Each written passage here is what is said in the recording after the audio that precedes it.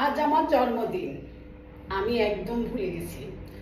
এখন যখন সবাই আমাকে ফোন করে শুভেচ্ছা বিনিময় করছে, হঠাৎ মনে পড়ছে যে হ্যাঁ, আমার তো আরেকটা বছর আমার জীবন থেকে শেষ হয়ে গেল। জানি না কয়দিন বাঁচবো, কত বছর বাঁচবো, কিন্তু একটা জন্মদিন যাওয়া মানে একটা বছর আমার কমে যাওয়া। যাই হোক, পরে জটফট রেডি হয়ে গেলাম।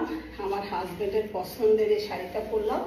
এটা আমার হাজবেন্ডের অনেক পছন্দের শাড়ি, কিন্তু অনেক পুরানো শাড়ি। আমার কাছে নতুন পুরানো কোনো বিষয় না, আমার কাছে হচ্ছে যে শাড়িটা পরলে আমাকে ভালো লাগবে, যে শাড়িটা আমার পছন্দ, যে ড্রেসটা আমার পছন্দ, সেটা পুরানো নতুন হোক আমি সবসময় পরি।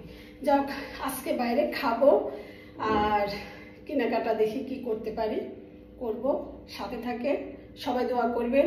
আল্লাহ পাক আমাকে সব দিছে, এখন যেন আল্লাহ পাক আমাকে যে কয়দিন বাঁচাই রাখে, যেন সুস্থভাবে নেক হায়াত পাই, যেন আমি ভালো কাজ করে যেতে পারি।